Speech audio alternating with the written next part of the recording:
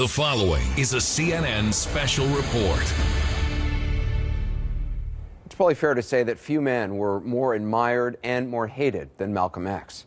To many, he was the voice of reason, never afraid to speak truth to power, never afraid to challenge the white establishment about the cruelty and injustice that black Americans faced. To many more, though, his efforts to end it opened more wounds than they healed, and no one was more aware of the tension around him and within him than the man himself. In 1965, after a very public split with the Nation of Islam and its leader, Elijah Muhammad, Malcolm X was under constant threat. He was being closely watched by the FBI and CIA, and he said many times he knew his life would soon be over. But neither his fate nor his role in history was preordained. Malcolm X's story isn't just about how it ended, but also about who he was and why he was killed.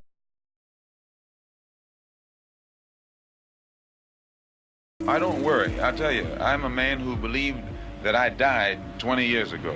And I live like a man who is dead already. I have no fear whatsoever of anybody or anything. I feel as though he knew that his life was in extreme danger.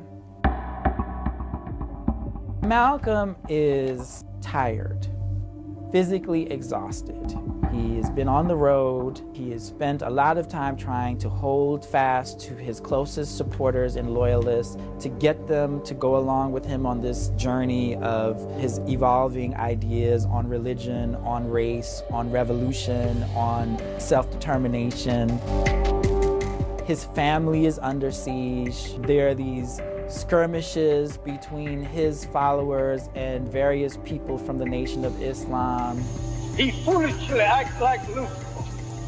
That's right, he joins in to make war against me. There are these articles being written in the newspaper of the Muhammad Speaks condemning him as a traitor, suggesting that he is worthy of death for his betrayal and he would be met with death if it were not for the mercy of Elijah Muhammad. We were well aware that his life was in danger. The media made Malcolm this fiery, angry person, when in actuality he was reacting to all of the injustice around him because he was a man of great compassion, of love, someone who was clearly brilliant, clearly dedicated, impeccable integrity, and who was in a rush because he knew he was going to be killed. He said, you know, I'm probably a dead man already.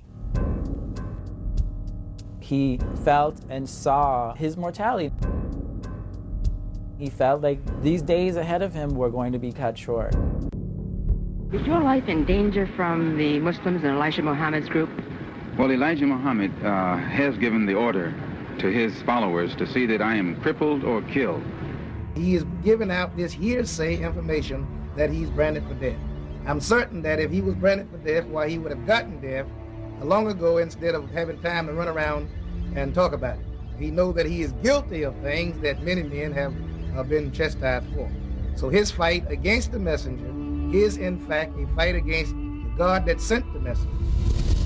The night of February 13th, Malcolm in his home in Queens with his wife and 4 children was awakened by an explosion. Someone had thrown a Molotov cocktail into the windows. What really irritated him was that things had descended to the level where somebody was firebombing a house with innocent sleeping children in it. If anybody can find where I bombed my house, they can put a rifle bullet through my head. It was my children and my own life and my wife's life that was at stake. It was a stressful time for him, and he still decided to press on. And so he scheduled a rally for February 21st in 1965. For the first time, to me, he looked a little down. And I don't ever remember seeing him down before, you know, even in the most dire circumstances. Chief, could you describe what happened here today? At about 3:15 p.m. This afternoon, there were about 400 persons present in the ballroom here, representing an organization known as the Afro-American Unity Organization, headed up by Malcolm X. And Malcolm was addressing the audience from the speaker's platform. And he raised his hand in the Muslim greeting, Salam Alaikum, like this, his right hand.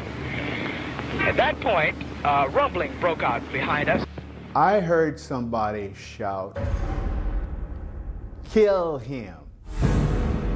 Apparently, two men approached the speaker's rostrum and discharged shots at him from apparently very close range. As I turned around quickly, and the next thing I saw was Malcolm falling back in a dead faint. My mother threw herself over her babies, and she yelled out, "They're killing my husband." I heard shots, and I saw people crawling on the floor. And so I got down too. Then when I was looking out, and I saw someone look in amazement to the front, I knew they had shot my husband. He sustained one shot in the lower right chin, and the other 6 hit him in the chest and body. I looked down at him and I said, he's going to die. I kept saying to myself, he's going to die, he's going to die. How many immediately? No, he wasn't dead immediately, but expired very shortly thereafter. Malcolm is dead. This is nearly as bad as when they assassinated the President of the United States. The assassination of Malcolm X was an unfortunate tragedy. And it reveals that there are still numerous people in our nation who have degenerated to the point of expressing dissent through murder, and we haven't learned to disagree without being violently disagreeable. Malcolm was the best thing happened to us. He gave a whole bunch of little boys, Negroes and colored folks, an opportunity to be men. That summer of 1964, J. Edgar Hoover sent a memo to his New York office that explicitly stated, quote, "Do something about Malcolm X." We don't know what he meant by that.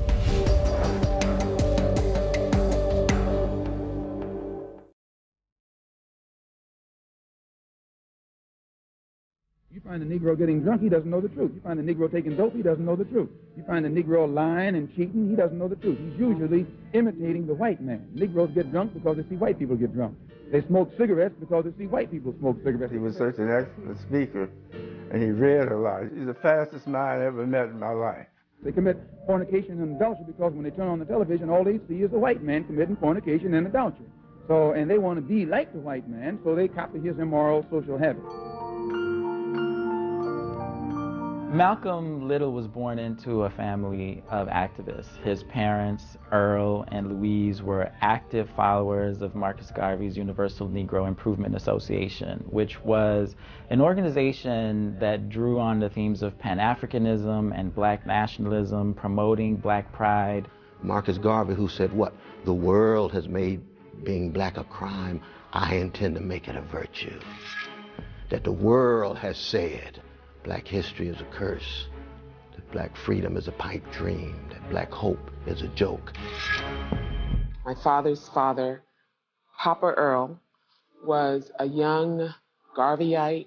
He was a minister. It was during the Jim Crow era, and he was encouraging African American communities to be self-reliant, to be independent, to stand up against injustice. You know, it was during a time when lynchings were prevalent, to say the least. And so my grandfather was assassinated also, tied to the trolley tracks. Malcolm's mother, Louise, was unable to keep the family together, so she had a breakdown. Social services came and split the family up and sent Malcolm and his siblings to various foster homes. Malcolm went to a white foster home and attended a predominantly white elementary and secondary school. He was popular in school. He had charisma even as a child. His classmates voted for him to be class president. Most often he was the only person of color in his school. And when he was I think about 12 years old, he did tell his favorite teacher, Mr. Ostrowski, that he wanted to be a lawyer. And Mr. Ostrowski flatly told him that Negroes can't aspire to be lawyers, that he should be a carpenter and use his hands. Malcolm kind of lost interest in school. His half-sister in Boston tried to get him to visit her so she could kind of get him on track. And so Malcolm went to visit Ella in Boston and was completely taken by urban culture and was attracted to the Hep Cat movement and jazz and the dancing and the clothes and the fashion, and he gradually adopted this persona that became known as Detroit Red. And as Detroit Red, Malcolm drifted further away from the Garvey roots of his family into, petty crime. He was a gangster. He was a hustler. And so those early years did expose him to some of the darker precincts of the black condition. Malcolm hatched a plan to engage in a series of breaking and enterings. Malcolm made the error of taking some of the merchandise to a pawn shop. When he went back to retrieve the watch, it was a watch, the police were there to arrest him. While Malcolm is in prison, his family intervenes. His family had not given up on him. His brother began preaching to him, and I think preached really stridently to Malcolm.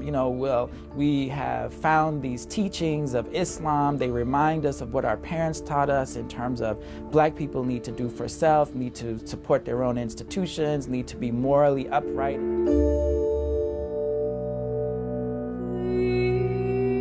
Elijah Muhammad almost became like a surrogate father to him. And he truly believed in the work that Elijah Muhammad was doing. And it was very similar to the work that his father was doing. I thank Allah for you who are always willing to go anywhere that I go. I was in prison. I was a very wayward, criminal, backward, illiterate, uneducated, and whatever other negative characteristics you can think of type of person until I heard the teachings of the Honorable Elijah Muhammad. And because of the impact that it had upon me in giving me a desire to reform myself and rehabilitate myself for the first time in my life, and also being able to see the effect that it had upon others, this is what made me accept it. It was the love of Elijah Muhammad in that cell in Norfolk that transformed him from Malcolm Little, the gangster, into Malcolm X, the greatest truth teller that we've known about the black condition in the 20th century. Prior to hearing what he teaches, I had no interest whatsoever in anything serious or any kind of educational pursuits. When Malcolm came out of prison in 1952, he met Elijah Muhammad. Elijah Muhammad invited him to stay with him, so Malcolm studied with him for a period of time. There was something about Malcolm. Some people just have this kind of magnetism. When they walk into a room, everyone starts focusing on them. So Malcolm just had this kind of charisma. He knew how to talk to people. He could speak to them in a way that made things very clear. It was easy to believe in what he was saying, because I was living it every day. America was in the middle of the so-called civil rights movement. If you're going to talk about him, you have to understand that very clearly. There are people being literally murdered, hung from trees. In the southern states of this country, there was terrorism going on. Shot, arrested. That's the only way you can describe it, terrorism. People were being killed, bombed out of their homes. Having dogs sicked on them. If a dog is biting a black man, the black man should kill the dog. When that black man is doing nothing but trying to take advantage of what the government says is supposed to be his, then that black man should kill that dog or any two-legged dog who sicks the dog on him. Malcolm X did something that was very rare in the history of black leadership. Every mention of the word integration by whites. He viewed white fears, insecurities, and anxieties as an afterthought. Whether it be from the mouth of Kennedy. Most black leaders have to deal with white fears, insecurities, and anxieties in order to get about.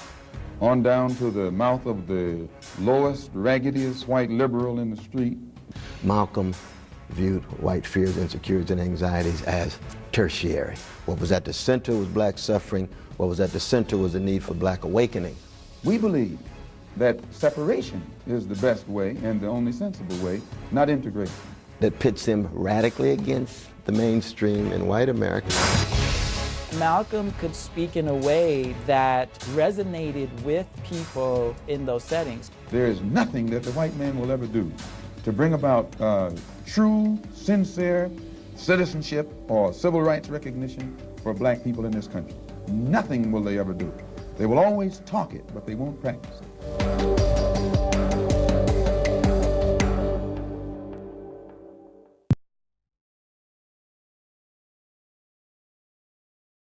What is your real name? Malcolm X. Is that your legal name? As far as I'm concerned, it's my legal name. They were just not used to a black man speaking the way he did. Have you been to court to establish that I didn't have to go to court to be called Murphy or Jones or Smith. A group of Negro dissenters is taking to street corner step ladders, church pulpits, sports arenas, and ballroom platforms across the United States to preach a gospel of hate that would set off a federal investigation if it were preached by Southern whites. I referred to the popular belief that the Muslims preach a hatred for the white race. You do not subscribe to this? No, I've never heard the Honorable Elijah Muhammad teach or preach hatred for anyone. He preaches hatred against evil. Malcolm was a lightning rod because he was articulating and giving voice to an alternative political strategy. We are for separation, not segregation. For many white people, there's something what they call an uppity black man. That's a black man who does not accept the position that they have decided that he should have in this country. Segregation, as we're taught by the Honorable Elijah Muhammad, is that which is forced upon inferiors by superiors. To them, Brother Malcolm was an uppity black man, and they despised him for it. Separation is done voluntarily by two equals. He taught us to hate ourselves, one of his favorite subjects. He was talking about how what we knew of the history of the world was incorrect. Who taught you to hate the color of your skin to such extent that you bleach to get like the white man? Who taught you to hate the shape of your nose and the shape of your lips? Who taught you to hate yourself from the top of your head to the soles of your feet? Who taught you to hate your own kind? Who taught you to hate the race that you belong to? I began to follow him. I began to listen. I began to read books that he said. I began to understand and believe in, and he gave me a perception on how to view this country. It seemed to me been preaching hate to meet hate. I don't advocate any kind of hate. He absolutely believed in the Nation of Islam. He thought that that was one organization that would help to get black people back on their feet. My dear beloved brothers and sisters, Someday the Negro is going to wake up and try and do unto whites as the whites have done unto us. But it also pits him against the mainstream in black America. That's why he had so much trouble with most of the black leaders of his day. Martin Luther King teaches Negroes to love all white people, no matter what they do to you, and the same whites whom he teaches Negroes to love stick dogs on him, stick dogs on their children, dogs on their women, and dogs on their babies. So that when he looks at America, he looks at the record. Whereas most of the white mainstream and black mainstream leadership in the 40s and 50s look at America full of promise and possibility. Malcolm X is exactly the opposite. King's talking about a dream in '63. Malcolm's talking about a nightmare. It means that no matter what the Negro does, he is not going to get along with whites. So I think that Mr. Muhammad's whole philosophy is more intelligent than Mr. King's. He was not someone who would hold his tongue in criticizing the preacher class, right? The black religious leadership.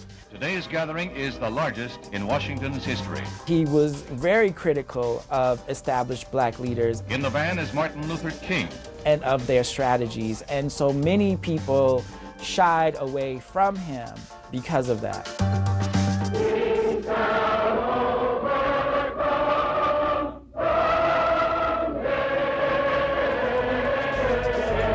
Malcolm was very critical and dismissive at the time when people were somewhat celebratory at the success of the March on Washington. Later, Mr. King and the other leaders are to go to the White House, where the president said that everyone must be impressed with the demonstration of the throng's faith and confidence in our democratic form of government. Malcolm came as an observer, and he called it the farce on Washington, an event that had been co-opted by the government, that had been co-opted by labor, that leaders of the civil rights movement had been essentially bought off. I think the support reflects a desire on the part of our people in this country to try a new approach, a new analysis, a new method, a new approach to get a solution now, not 10 years from now. But Martin's response to Malcolm was very much like many of our response to Malcolm, which was, here is somebody who was saying in public what black people often said in private, just how ugly and how vicious and how barbaric the treatment of black people had been. We're also taught that at any time, anyone in any way inflicts or seeks to inflict violence upon us, we are within our religious rights to retaliate in self-defense to the maximum degree of our ability. As Malcolm became popular, these are parrots that have been put in front of the Negro community. In a public outside of the Nation of Islam, this increased tensions by any means necessary inside the Nation of Islam. Try a new approach. People in the media began identifying him as the leader, or as a leader, or as the heir apparent. This was threatening to a full range of people in the Nation of Islam who maybe wanted to be the heir apparent. Theological space was widening between Malcolm and Elijah. You know, Malcolm, wherever he spoke, Muslims would come up to him and say, you know, this is not Islam. What you're teaching is not Islam. Islam does not see race. Islam is colorblind. The way that you view Elijah Muhammad as a prophetic figure is counter to Islam. In the name of Allah, the most merciful. And then another piece of this, of course, was Malcolm finding out about Elijah Muhammad's domestic life. Leave us alone if you don't like us. Leave us alone. When Malcolm found out that Elijah Muhammad had fathered these children outside of his marriage to Clara, many of these women were women who had worked for Elijah Muhammad in some capacity as a secretary or other way. Malcolm did have a blind faith in the Honorable Elijah Muhammad, who had so fundamentally loved him, rescued him from the muck and from the mud. And that blind faith was shattered, and he went into emotional shock. This was the straw that broke the camel's back, so to speak, in terms of Malcolm's faith in Elijah Muhammad as a model, as a moral leader.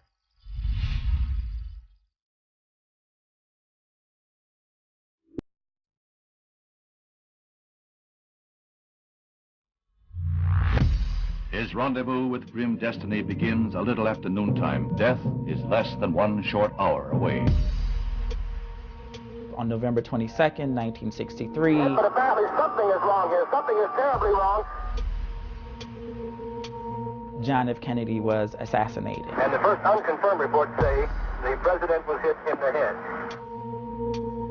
From Dallas, Texas, the flash, apparently official, President Kennedy died at 1 p.m.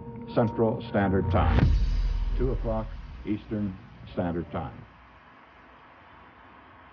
As Malcolm felt himself growing estranged from Elijah Muhammad and from the Nation of Islam, Malcolm and the Muslims in New York had planned a major event The president's body is met by a cordon of servicemen. Elijah Muhammad was scheduled to speak. After Kennedy's assassination, Elijah was like, no, I'm not doing any public speaking. I'm canceling that event. And the ministers in the Nation of Islam were instructed to not comment on Kennedy's assassination. Malcolm gave the speech. He did not comment on the assassination. Well, you see, it was very clear that Elijah Muhammad always wanted to steer clear of any confrontation. When Malcolm opened up to question and answer, the reporter asked him what his thoughts were on Kennedy's assassination. And Malcolm, he gave this really thoughtful response about violence. He said, when you have a climate of hate, you're going to get back hate. So if we're putting out so much hate and we're teaching our children and our nation to hate, then you're going to get all of that back. He said, this is a case of chickens coming home to roost. He was speaking for himself and not Muslims in general. And Minister Malcolm has been suspended from public speaking for the time being. So when he attacked the U.S. nation state in the form of, you've got violence in your history has now come back visited on your young darling, John F. Kennedy, that was the worst thing that he could have said from Elijah's point of view.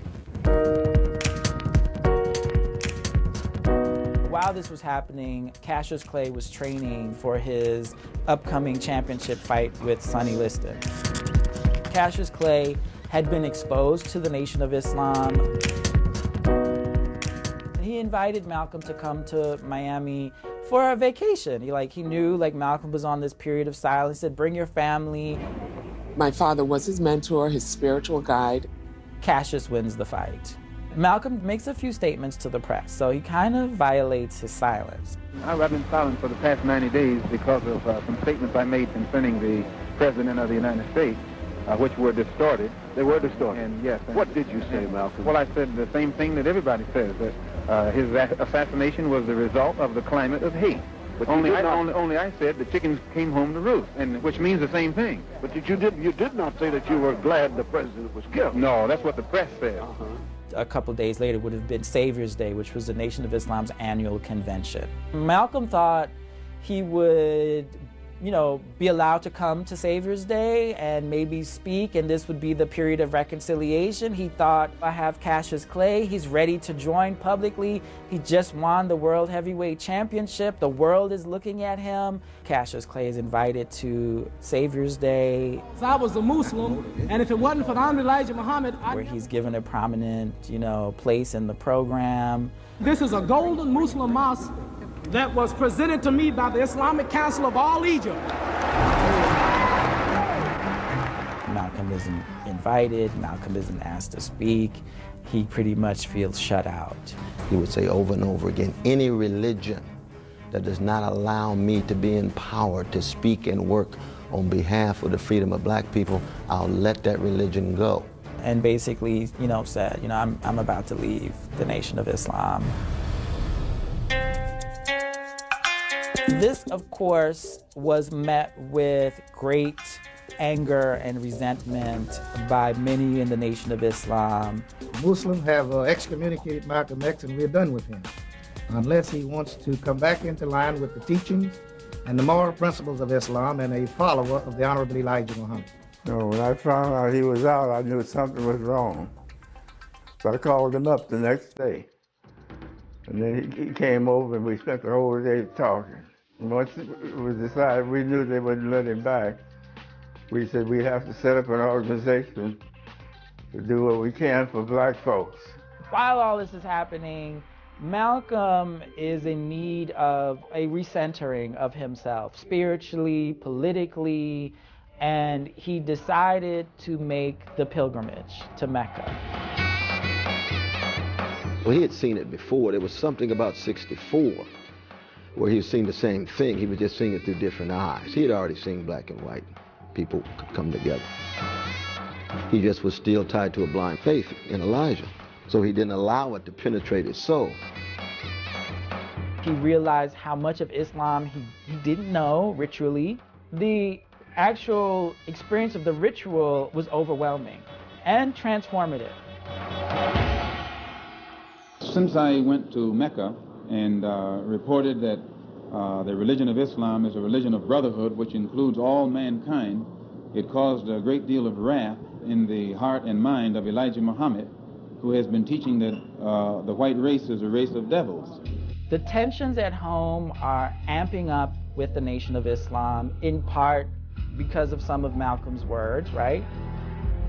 And the attention he's receiving from law enforcement, from the FBI domestically, from the CIA internationally, is also increasing. But he also knows that the Nation of Islam is very upset with him. Why are they threatening your life? Well, primarily because they're afraid that I will tell the real reason that I'm out of the black Muslim movement, which I never told. I kept to myself. But the real reason is that Elijah Muhammad, the head of the movement, is the father of 8 children by 6 different teenage girls, 6 different teenage girls who were his private personal secretary.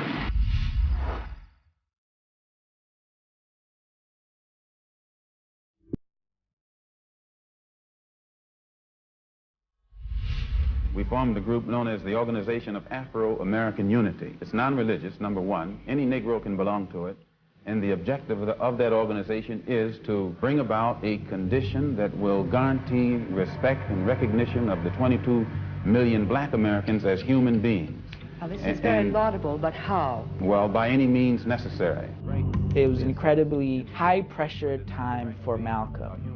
As Malcolm's mind was expanding, as his worldview was expanding, the space that he was occupying was shrinking. Valentine's Day, a Molotov cocktail is thrown into the nursery of our home, my parents' home, where my father's 4 babies slept, and my mother, of course, was pregnant with the twins. I became frightened for him and his family because this was the first time that I can recall that there was a direct attack, not only on him, but on his family. If you attack me, that's one thing. I know what to do when you start attacking me. But when you attack sleeping babies while you are lower than a That's actually where that picture of my father with the rifle came from. He couldn't get protection, and he said, if I can't get anyone to protect me as a citizen, that I have a rifle and I will protect my family.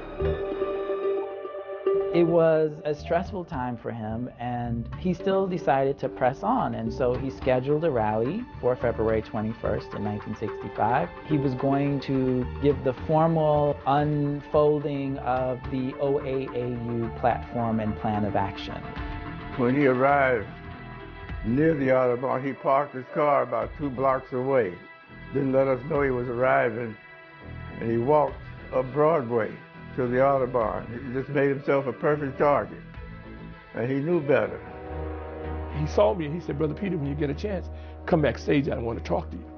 I went out and checked my equipment, made sure I finished my setup, taped the microphones up and all that. Then I came back in. He said he wanted me to go and make a phone call. He said, do any of you know what Reverend Milton Galamison looked like? And I said, I do. So he said to me, he said, well, go out front, and when he comes in, bring him backstage. So I said, okay. He knew what I actually did, photography and recording, but he insisted that I go make this telephone call. And I tried to explain to him, I have to get this stuff set up. He just stopped and looked right at me and said, Brother, I want you to go and make the phone call. I sat in the front row. I think I was 3rd from the aisle. He insisted I get out of there, to go out, completely out of the building where the telephone booth was. And while I was in the booth, he steps out there. I heard Brother Malcolm say, Assalamu alaikum. Somebody shouted, get your hand out of my pocket, very loud. And then a little bit of a tussle, and Malcolm responded by holding a hand up, something like, hold on there, brothers. While I was in the telephone booth, I heard the shots. I ran into the Audubon Ballroom, and people were running out by this time, and they were screaming and crying and cursing. My mother put her body on top of us. She covered her babies because there was all of the shooting. I don't know how many shooters are in there. I mean, this is while the smell of gun smoke is still in the air. I'm crawling to a phone. My mind is focused on doing my job. I am at the Audubon Ballroom. Pandemonium is the only word that I can use to describe the scene here. I was sitting in the first row when Malcolm came on the stage and greeted the audience with his traditional salam alaikum, a Muslim greeting. As soon as he said that, several persons, it happened so quickly I can't describe them, stood up and fired shots. You could see a crowd over Malcolm up on the stage, so I ran down the left-hand side of the building up on the stage. I still had my camera with me, and I kept right on shooting pictures. Someone had opened his shirt, and I saw all these bullet holes in his body. And I remember thinking to myself, you know, he's gonna die, because he was gasping. I wish it had never happened. It was the saddest moment of my life, because we failed it.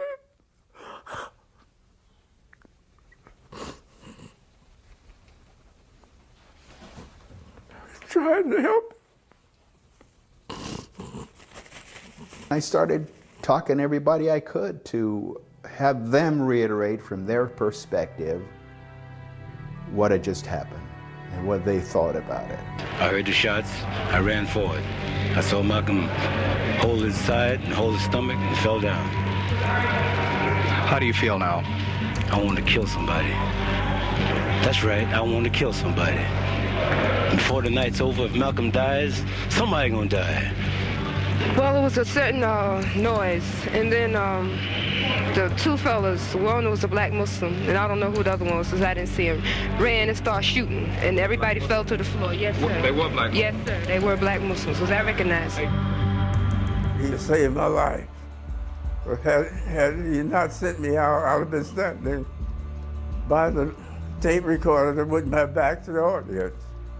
When they started shooting, I'd have been shot in the back. Then the brothers had gone and bogarted a stretcher from Columbia Presbyterian Hospital, which was right across the street. They just took a stretcher.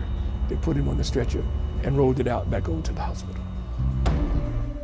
The only person that was caught at the scene was Talmadge Hayer. I believe if Hayer had not been shot in the leg and had not been beaten up by those who loved my father, that he would not have ever been arrested, that he would have gone free just like the rest of the real killers were. The evidence points to the fact that Hayer was the only person convicted for Malcolm X's assassination that had a part in it.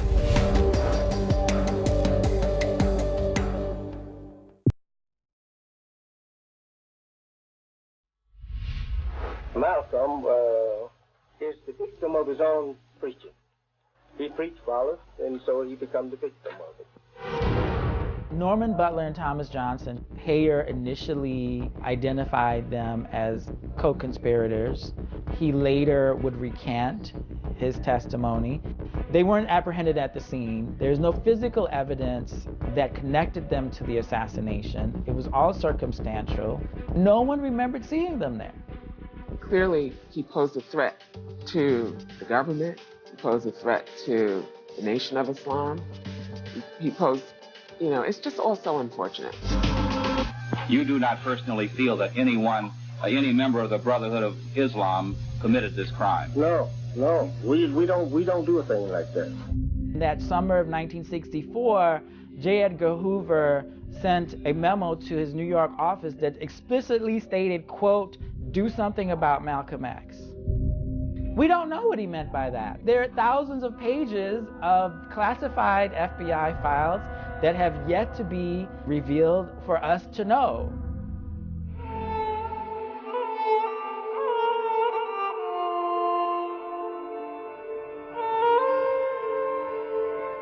There's no doubt that the afterlife of Malcolm X has had more impact than his life. people began to see the truths he told, the love he displayed, the courage he exemplified, the visions for the oneness of humanity that he was after. What was silenced was a man, a black man, who had thoroughly studied the system that exists in this country, who understood it very clearly, and who was developing a cohesive plan to deal with it. There will come a time when black people wake up and become intellectually independent enough to think for themselves. His voice predicted the urban rebellions in Watts and throughout the nation in 1968. His voice predicted the growing frustrations that African Americans would feel as the civil rights progress is slowed to a halt.